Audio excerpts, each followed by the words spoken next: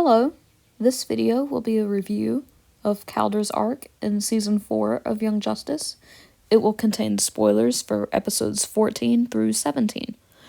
I'm kind of surprised that I've never done a review for the show before. I have been a fan of it since it first aired back in 2010. It's one of my favorite shows ever. I used to watch Young Justice reviews on YouTube when seasons 1 and 2 were still coming out. My favorite reviewers were the Cirque Show 24/7 and Mango Cyrene. I have such fond memories of watching their videos. But anyway, Young Justice just means so much to me because it's what got me into DC Comics. I was always into Marvel as a kid, and I still like Marvel, of course, but watching Young Justice as a teenager really got me into DC. So it holds a special place in my heart for that reason. Maybe someday I'll do a video on how I got into comics in general and how I felt about Young Justice when it first came out. I was pretty heartbroken when it got canceled, and then absolutely elated when it was renewed again after years of being off air. Unfortunately, though, I found Season 3 to be a bit disappointing for certain reasons. But I am liking Season 4 a lot better, so that's good. And I quite liked Calder's arc for the most part. It seems pretty well received by most of the fandom as well, which I'm glad to see. I remember when Season 1 was first airing, a lot of the fans didn't really care for Aqualad all that much. I was mostly involved in the fandom on Tumblr and YouTube, and I remember seeing that people thought he was boring and that they would rather have Garth since he was like the classic Aqualad, and I mean, I kind of get that. And Calder was usually the calm and responsible one, at least compared to the other team members. But I liked that. I liked that he was so level-headed. When most of the team were kind of rash, to a degree at least, some of my favorite episodes in Season 1 are like Downtime and Alpha Male, which are good Calder episodes that show him being a leader and figuring himself out. And I really liked that this arc in Season 4 delved into his backstory a little bit to explain why he was the more responsible of the group. Like, we learn in episode 15, Ebb Tide, that when he was a child, his parents were away a lot, like either physically or emotionally. Like, his dad was away working a lot and his mom, had depression. So he had to grow up quickly, more quick than most, and work to earn a living. I kind of wish we had gotten this sooner than Season 4, but I'm glad to finally see more of his backstory now. I like that his parents acknowledged that they made some mistakes, because we rarely see parents admitting their faults to their kids, whether in real life or in media. And I like that Calder didn't seem to hold any grudges or resentment towards them, because that is something that we see a lot in media. So I really liked how Calder's relationship with his family was portrayed. I also liked that there was that tie-in with Zatanna's arc. When we first learned that Season 4 would have arcs focusing only on a character at a time, I was a little worried that they wouldn't connect well to each other, so seeing that Child and the Chaos Lords were also causing problems for the other characters besides just the Zatanna and the magic users, I thought it was really good. I think it was a good choice to have the arcs impact each other, and to tie into Vandal Savage's storyline quite well, too. Though I do have some misgivings about the Aryan/Ocean Master plot point. At first, I was confused as to how Ocean Master was even still there, because he very clearly got murdered in Season 3.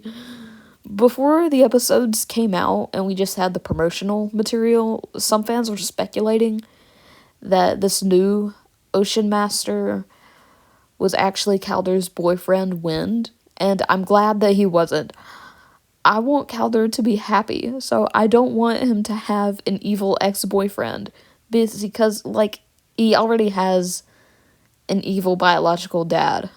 So I'm glad that this new Ocean Master wasn't Wind.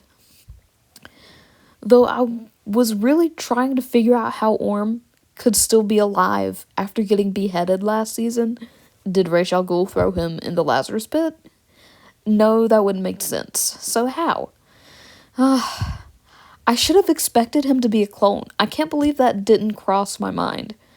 The show was built on clones. The original team rescuing Connor, the clone of Superman, is what kicked off the show in the first place. And Roy Harper's clone being a mole was a huge plot point at the end of season 1. So I can't believe cloning never crossed my mind. But whatever. I hope this clone of Orm gets a happy ending. I mean, he himself never actually did anything bad. So maybe he could live a good, happy life, whether he accepts Arthur as his brother or not. Though the Ocean Master clone and the Aryan stuff was probably my least favorite part of the arc, I just thought it was a little too convoluted and random. Like, Ocean Master being killed, then cloned, then his original mind was put into a clone of Vandal Savage's grandson, Aryan. It was just a little weak, in my opinion. It felt kind of rushed in that last episode of the arc. I will say, however, that it was great to finally see some real consequences for Vandal Savage. I mean, we have never seen him this angry before. He actually gets to fail. There have been multiple times throughout the series when the team would win, but Vandal would always say that their victory didn't really mean anything, and that the light would still come out on top. Especially back in season 1. And while that is still my favorite season, the fact that Vandal Savage's plans always seemed to not be hurt too much was kind of lazy writing, in my opinion. So I'm really glad that he's been taken down a peg in Kaldar's arc. I'm interested to see what he's going to do in the future. Also, I'm a bit surprised that this arc didn't mention Black Manta at all. I was expecting him to show up, or at least be talked about. It's not a problem that he wasn't there, but I have always been curious how the show would handle him. Okay, so there was a point in the comics when Black Manta actually murdered Aquaman's young son, Arthur Jr., and I've always wondered if Young Justice would do that plotline. It would be incredibly sad and brutal, sure. I mean, it's child murder. It would be heartbreaking. But I think it could make sense for the show. Maybe Manta would kill Arthur as, like, revenge for Aquaman turning Kaldor against his biological father. Maybe it could happen. Maybe. Well, that was kind of depressing. Let's move on to something more lighthearted. I lost my mind in that scene in episode 14, Nautical Twilight, when Lagan says he has a wife and a husband. Like, good for him. Earlier in the episode, we see that his wife, Cora, is pregnant, and then a few minutes later, we see Cora calling some other guy her husband, and I was like, wait, what? I thought you were with Lagan. Is there some cheating going on here? But then Lagan yells out about his wife and his husband, and it killed me. I literally had to pause the episode right there and collect myself. Did that really just happen? I rewound it and watched it like 5 more times before moving on.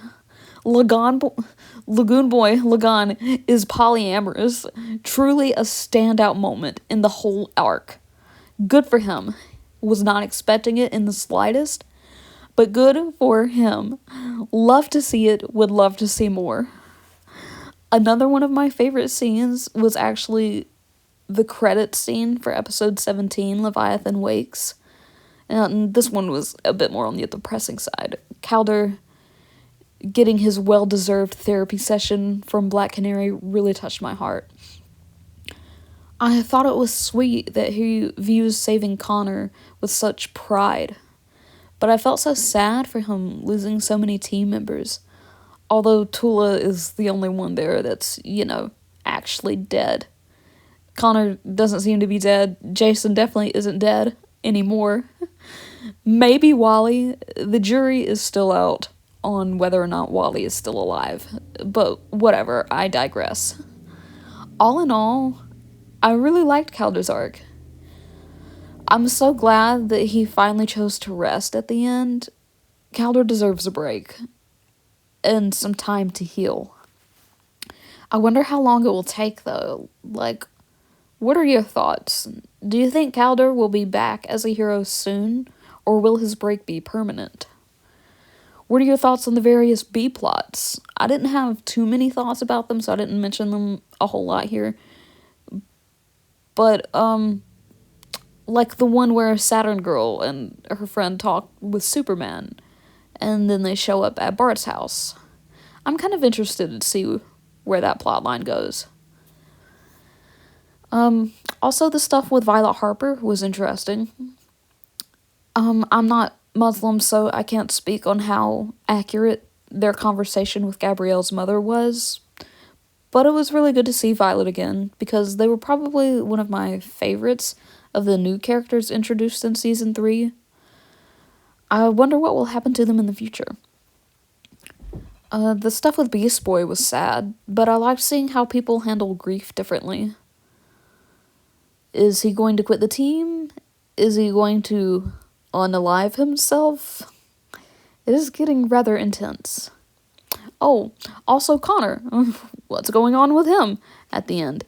When he saw Wally, was that actually Wally or just a hallucination? The one where Match killed Superman was definitely a hallucination, right? Right? Was Lex Luthor really there? Probably not, but like, does him saying Red Sun reset Connor back to his Cadmus programming? Because he sure seemed like he was reverting back to his Season 1 mental state a little bit. I don't know. I'm very excited for the next arc, though. No, what are your thoughts on all of this? I'd love to hear what other people's opinions are. Anyway, I think that's it. So, goodbye.